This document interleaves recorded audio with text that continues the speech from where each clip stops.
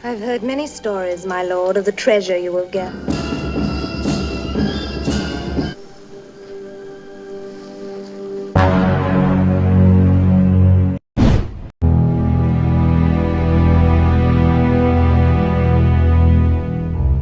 Hai, gimana kabarnya guys? Semoga kalian semua tetap sehat.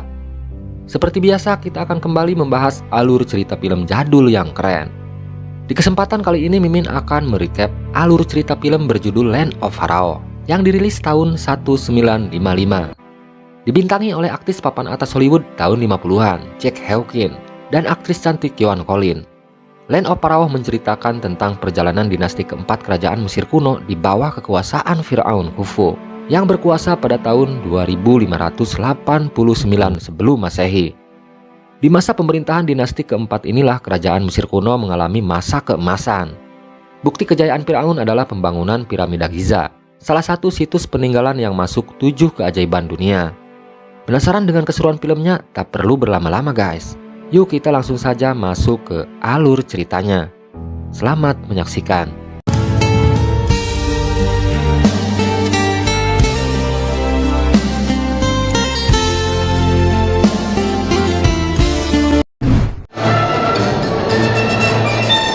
Cerita diawali dari iring-iringan prajurit kerajaan Mesir yang membawa Firaun sang penguasa kerajaan Mesir kuno di abad ke-26 sebelum Masehi.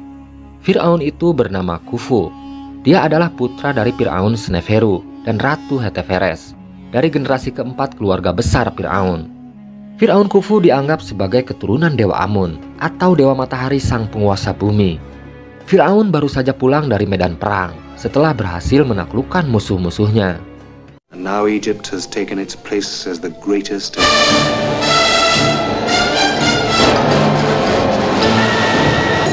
Dia pulang ke istananya di Memphis dengan membawa harta rampasan berupa emas dan para tawanan yang akan dijadikan budak. Firaun sangat meyakini dengan banyaknya budak yang dia tawan dan banyaknya harta kekayaan yang dia dapatkan akan menjadi kekuatan utamanya untuk menjadi penguasa dunia. Setelah sampai di istananya, Firaun disambut hangat oleh penasehat kerajaannya bernama Hamar. Hamar adalah sahabat dekat Firaun Khufu yang diangkat sebagai imam besar di kerajaannya. Firaun Khufu punya istri yang dijuluki sebagai Dewi Kecantikan dari lembah Sungai Nil, bernama Ratu Naila. Sang ratu terlihat senang setelah tahu kalau suaminya sudah pulang dan selamat dari medan pertempuran. Your name is? Maeve, my lord. 3 long months. We've much to talk about, but... that feels much better. Tell the queen. Hubungan Firaun dengan Ratu Naila terkenal sangat mesra. Namun ada satu ganjalan yang membuat Firaun sedih. Dia belum memiliki keturunan atau putra mahkota. Dan tanpa diduga Ratu Naila memberikan hadiah istimewa buat suaminya. Dia memberitahu Firaun kalau saat itu dia tengah mengandung anak pertama mereka. Mendengar kabar tersebut, Firaun merasakan kebahagiaannya sudah sempurna. Dia terlihat tak sabar untuk menanti calon putra mahkota. Di zaman Firaun Khufu inilah, lembah Sungai Nil dari hulu ke hilir berhasil disatukan. Dengan jumlah kekayaan yang sangat fantastis, Firaun Khufu sanggup membawa kerajaan Mesir mencapai era kejayaannya. Bahkan Firaun akan melakukan upacara besar-besaran untuk menghormati para prajurit yang tewas di medan perang. Firaun dan rakyat Mesir percaya kalau ada kehidupan kedua setelah kematian. Doktrin ini disebarluaskan oleh imam besar mereka bernama Hamar. Setiap prajurit yang mati akan disimpan di dalam sarkofagus atau peti yang terbuat dari batu. Firaun menyuruh panglima perangnya untuk menaruh emas, makanan, dan buah-buahan di dalam peti mati tersebut agar para prajuritnya yang telah meninggal punya bekal yang cukup untuk menjalani kehidupan setelah kematian. Mayat-mayat itu kemudian akan disemayamkan di dalam labirin berbentuk piramid untuk menjaga agar emas yang disimpan di dalam peti mati tidak dijarah oleh para perampok yang datang dari gurun pasir Babilos. Life. You got my instructions? I did, sire. Now all that remains is to build it. Namun kenyataannya, para perampok masih bisa menjarah harta karun di dalam peti mati tersebut. Meskipun para arsitek kerajaan sudah menyegel setiap lorong labirin dengan jebakan dan pintu rahasia. Kasus pencurian harta karun inilah yang membuat Raja Firaun ketakutan. Dia khawatir saat keluarganya akan menjalani kehidupan keduanya, harta benda yang mereka bawa untuk bekal kehidupan selanjutnya akan dicuri oleh para perampok. Firaun kemudian memanggil Hamar penasehatnya. Dia menugaskan agar para arsitek di kerajaannya bisa secepatnya menemukan teknologi pembuatan kunci labirin untuk mengamankan harta karun keluarganya. Setelah para arsitek selesai mengerjakan penemuannya, Firaun pun memeriksa hasil karya atau temuan baru dari para arsiteknya. Namun setelah dia memeriksanya, tak ada satupun desain kunci labirin yang bisa meyakinkannya. Dia menganggap semua model labirin yang dibuat oleh arsiteknya masih belum cukup untuk mengamankan harta karun keluarganya. When the city was taken, I gave a gold sword to the magic, giving shelter to the defense. Setelah para arsiteknya pergi, Firaun teringat dengan perang terakhirnya di kota Kasite. Dia sangat takjub dengan strategi rangkaian batu yang dibuat oleh ahli perang dari kota tersebut. Mendengar cerita rajanya, Hamar kemudian memberitahu Firaun kalau ahli strategi perang kota Kasite bernama Pastar, dia ikut ditangkap bersama pasukannya dan menjadi tawanan prajurit Mesir. Mendengar kabar tersebut, Firaun pun meminta Hamar untuk membawa sosok Pastar ke hadapannya. Dia tertarik untuk memakai keahliannya agar bisa menemukan formula yang tepat untuk mengunci bangunan piramid, agar harta karun di pemakaman keluarga kerajaan bisa aman dari pencurian harta karun. Hamar pun akhirnya membawa sosok Pastar ke hadapan Firaun.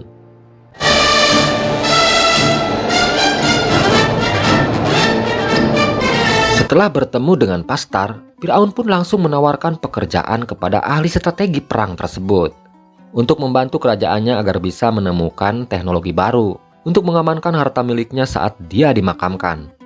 Awalnya Pastar menolak membantu Firaun karena apapun hasilnya dia tetap akan dijatuhi hukuman mati. Namun Firaun meyakinkan Pastar kalau dia akan mengabulkan permintaannya jika Pastar berhasil membuat segel canggih untuk mengamankan harta karun keluarganya. Pastar pun meminta agar Firaun mau membebaskan seluruh pasukannya dari perbudakan jika dia berhasil membuat kunci untuk menyegel makam Firaun. Mendengar permintaannya, Firaun pun langsung menyetujuinya. A power that Egypt possesses in abundance. After your body is placed in the tomb. Sebulan kemudian, Pastar pun berhasil membuat teknologi labirin yang lebih canggih dari labirin-labirin buatan arsitek kerajaan. Firaun pun langsung mendatangi Pastar untuk mengecek hasil karyanya tersebut. Pastar kemudian menjelaskan cara kerja labirin buatannya. Nantinya labirin itu akan menyegel setiap pintu dan setiap lorong bangunan piramid.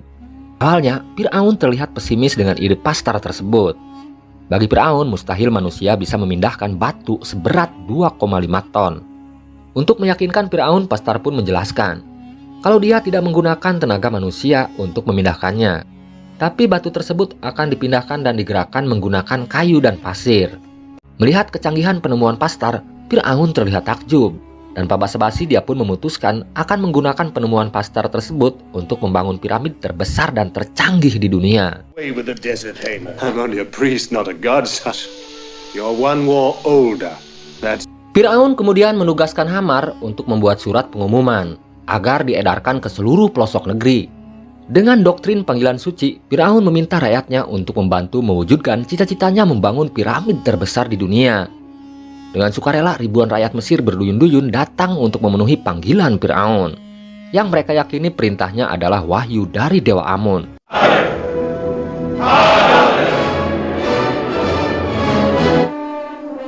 Each man has a covenant with...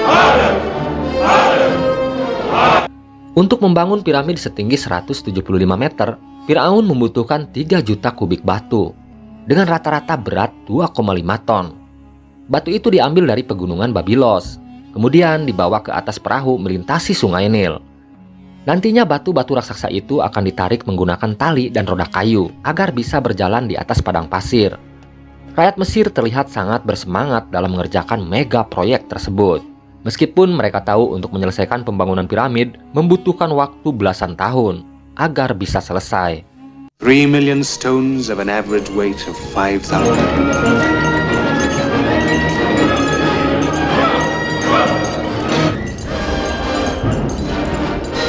Setelah 5 tahun pengerjaan, mega proyek itu mulai mengalami masalah. Para pekerja mulai mengeluh karena untuk menaikkan batu di atas ketinggian tertentu, proyek tersebut memerlukan lebih banyak lagi tenaga buruh. Melihat para prajuritnya mulai hilang semangat, Firaun terlihat murka. Dengan sombongnya dia berkata, tak ada satupun masalah yang bisa mengagalkan rencananya. Bahkan para dewa pun tak bisa menghentikan ambisinya untuk menyelesaikan pembangunan piramid tersebut. Firaun bersumpah, dia akan membawa lebih banyak lagi tenaga buruh untuk mewujudkan ambisinya tersebut.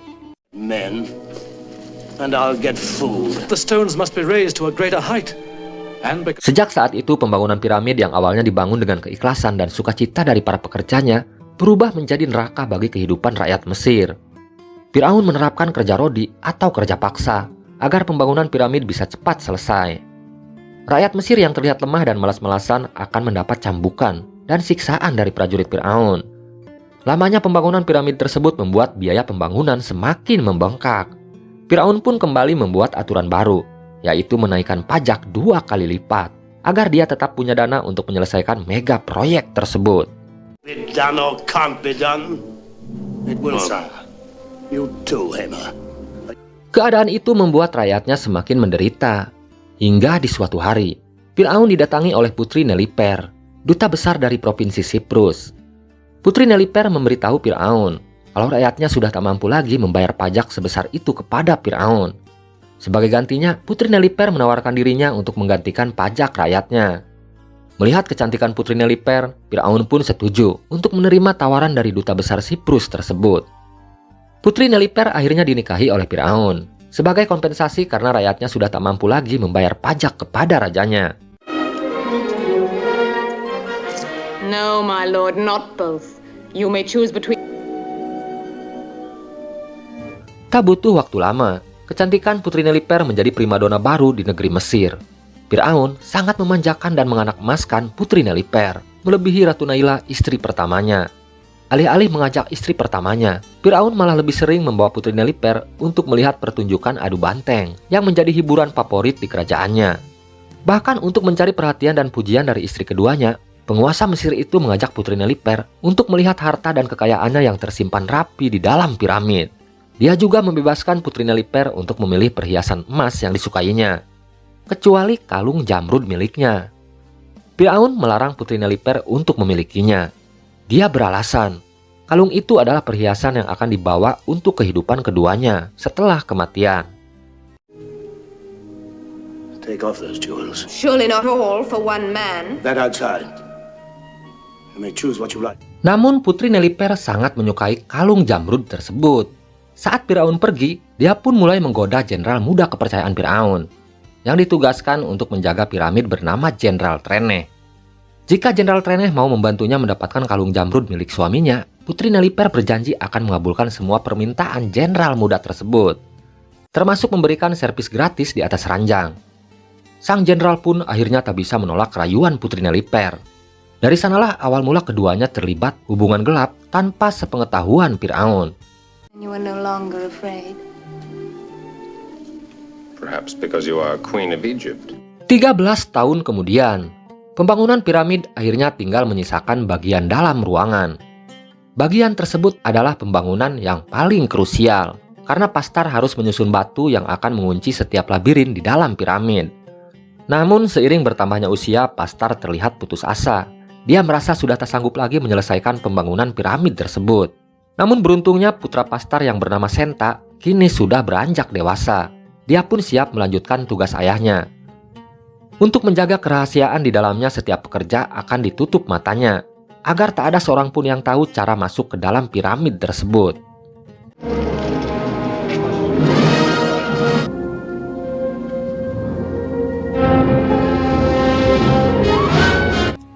Saat Senta dan anak buahnya menarik batu-batu raksasa sebagai kunci untuk menutup labirin, sempat terjadi insiden kecelakaan. Saat tali yang mengikat batu tiba-tiba terputus, Firaun yang saat itu tengah memeriksa pekerjaan tersebut hampir saja tewas tertindih batu. Namun beruntungnya dia berhasil diselamatkan oleh Senta. Firaun kemudian memanggil Senta untuk datang ke istananya. Dia akan memberikan hadiah rumah dan gaji yang besar kepada pemuda tersebut karena telah menyelamatkan nyawanya. Sementara Putri Neliper terlihat sedang memarahi pelayannya yang dia tuduh telah menjatuhkan alat kecantikan yang selalu dibawanya. She will learn manners and to obey orders. The fool! Look what you've done! I'm Karena merasa kasihan melihat seorang pelayan yang dimaki habis-habisan oleh Putri Neliper, Senta pun meminta Firaun untuk memberikan pelayan tersebut sebagai hadiah penggantinya. Sempat terjadi adu mulut antara Firaun dengan Putri Neliper. Istrinya tersebut menolak untuk memberikan pelayannya bernama Kiara. Namun Firaun tetap dengan keputusannya untuk menghadiahkan pelayan cantik tersebut kepada Senta, pemuda yang telah menyelamatkan nyawanya. Setelah berhasil memboyong pelayan cantik bernama Kiara, sebulan kemudian Senta pun menikahi gadis cantik tersebut. No. Had he died today, or if he were to die tomorrow? Namun kejadian itu masih membekas di hati Putri Neliper. Dia merasa sakit hati dengan keputusan Firaun untuk menghadiahkan pelayannya kepada pemuda tersebut. Untuk membalaskan dendamnya, Putri Neliper kembali memanggil Jenderal Treneh, teman selingkuhannya. Dia berencana membunuh Ratu Naila dan putra mahkota, agar tak punya saingan lagi untuk menjadi pewaris kerajaan dan harta karun Firaun yang tak akan habis sampai 7 turunan.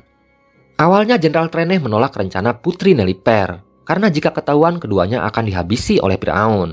Namun rayuan maut dan kecantikan Putri Neliper kembali meluluhkan hati jenderal muda tersebut. Keduanya akhirnya menyusun rencana untuk membunuh Ratu Naila dan putranya yang masih kecil dengan cara menaruh ular berbisa di kamarnya. Agar sang ratu tidak mencurigainya, Putri Neliper terlebih dahulu akan mendekati istri pertama Firaun tersebut. Jika sudah akrab, dia bisa lebih mudah untuk membunuhnya. Well, Captain? My lord came to me because he was very ill. He was hoping to buy his freedom with that. Sementara, Jenderal Treneh bertugas untuk mengelabui Firaun dengan memberitahu kalau di wilayah Babilos ada sebuah daerah yang belum bisa ditaklukkan. Daerah tersebut menyimpan cadangan emas yang sangat besar. Jika Firaun berhasil menaklukkan daerah tersebut, maka cadangan emasnya bisa membiayai proyek piramid yang sedang dibangun oleh Firaun. Mendengar kabar tersebut, Firaun terlihat senang. Bahkan dia berjanji akan mengangkat Jenderal Treneh sebagai penasehat kerajaannya jika dia sudah berhasil menaklukkan daerah tersebut. Besok paginya Firaun pun langsung berangkat membawa pasukannya ke wilayah Babilos.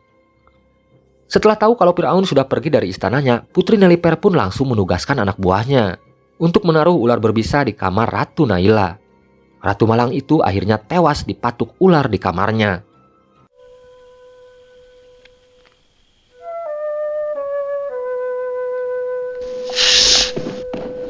Namun takdir berkata lain. Putranya yang masih kecil berhasil diselamatkan oleh para pelayan istana. Mengetahui kalau putra mahkota masih hidup, Putri Neliper dan Jenderal Treneh terlihat panik. Apalagi Firaun memilih untuk kembali pulang ke istananya setelah mendapat kabar kalau istrinya tewas dipatuk ular di kamarnya. Karena tak mau rencana pembunuhannya terbongkar, Putri Neliper dan Jenderal Treneh mengubah rencananya. Kini keduanya berencana untuk membunuh Firaun sebelum pulang ke istananya. Jenderal Treneh menugaskan seorang pembunuh bayaran untuk menghabisi Firaun yang masih berada di wilayah Babilos. Namun sayangnya rencana itu kembali gagal setelah Firaun berhasil mengalahkan pembunuh bayaran tersebut. Meskipun kondisinya sedang terluka, Firaun pun memutuskan untuk secepatnya pulang ke istana. It is not yet mine to give, but you want it. The wound is not serious. I know that. But you must not move. Bandage. Sementara di istananya, Putri Neliper terlihat sedang bermesraan dengan Jenderal Treneh. Keduanya sedang merayakan kematian Ratu Naila dan sedang menunggu kabar selanjutnya, yaitu kematian Firaun. Jika semua rencana keduanya berhasil, selangkah lagi Putri Neliper akan menjadi penguasa Mesir dan pewaris harta kekayaan Firaun. Namun, keduanya sama sekali tidak menyadari kalau Firaun selamat dari percobaan pembunuhan tersebut. Saat Firaun telah sampai di istananya, keduanya terlihat panik dan ketakutan setelah mendengar deru suara kereta kuda yang masuk dari gerbang istana. Setelah mengeceknya, Jenderal Treneh pun memberitahu Putri Neliper kalau Firaun baru saja pulang ke istana. Strike with your own hand. Tanpa basa-basi, Firaun pun langsung mencabut pedangnya dan berusaha membunuh Jenderal Treneh yang dianggap telah berkhianat kepadanya. Dalam duel tak seimbang tersebut, Firaun berhasil membunuh Jenderal Treneh. Namun karena sudah kehabisan darah akibat luka tusuk di perutnya, Firaun pun akhirnya tewas meregang nyawa, meninggalkan Putri Neliper yang terlihat senang melihat kematian suaminya. Dengan tewasnya Firaun, maka skandal perselingkuhannya dengan Jenderal Treneh tak akan terbongkar oleh pihak istana. You will not cry. You're your father's son. It is my wish that the doors to the... Kematian Firaun Khufu bertepatan dengan rampungnya pembangunan piramid. Pastar dan putranya telah berhasil mewujudkan ambisi Firaun. Piramid tersebut akan menjadi tempat peristirahatan Firaun. sebelum dia dibangkitkan untuk menjalani kehidupan keduanya. Piramid juga akan difungsikan untuk menyimpan harta kekayaan Firaun agar aman dari pencurian. Sementara di istana Memphis, Putri Neliper diangkat menjadi penguasa Mesir. Dia menjadi satu-satunya pewaris tahta kerajaan setelah putra mahkota atau anak dari Ratu Naila dianggap belum cukup umur untuk melanjutkan kekuasaan ayahnya. Karena merasa dirinya adalah penguasa Mesir, Ratu Neliper pun meminta Hamar untuk membawanya ke ruang rahasia di dalam piramid. Ratu Neliper bernafsu menguasai harta karun peninggalan suaminya. Dia berencana untuk membuat aturan baru di kerajaannya agar seluruh kekayaan Firaun jatuh ke tangannya. Namun ada satu rahasia yang tidak diketahui oleh Ratu Neliper, kalau Firaun telah menitipkan wasiat kepada Hamar. Dalam wasiatnya, jika dia meninggal, Firaun memerintahkan Hamar untuk mengunci seluruh ruangan piramid, agar harta kekayaan miliknya tetap utuh dan terkubur bersama jasadnya. Be here. And you no longer need to worry. Burden of this life. Let his law... Besok paginya diikuti oleh kelompok pembantu dan pelayan setia Firaun yang dipimpin oleh Hamar. Seluruh rakyat Mesir berbondong-bondong mengiringi upacara sakral untuk membawa jasad Firaun yang akan disemayamkan di dalam piramid. Setelah sampai, Hamar pun memberitahu rakyat Mesir kalau yang bisa masuk ke dalam piramid hanya dia dan orang terdekat Firaun. Hamar pun membawa Ratu Neliper ke ruangan utama piramid. Setelah sampai, Hamar memerintahkan para pelayan kerajaan untuk memulai ritual peletakan jasad Firaun. Setelah ritual itu selesai, dia pun memerintahkan para pelayan kerajaan untuk membuka penutup pasir yang selama ini menjadi alat untuk mengunci semua ruangan di dalam piramid.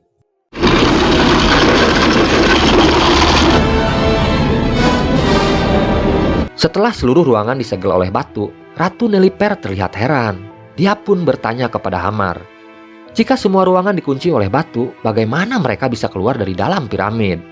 Sambil tersenyum, Hamar kemudian menjawabnya, kalau dia dan seluruh pelayan istana telah memutuskan untuk mati bersama rajanya.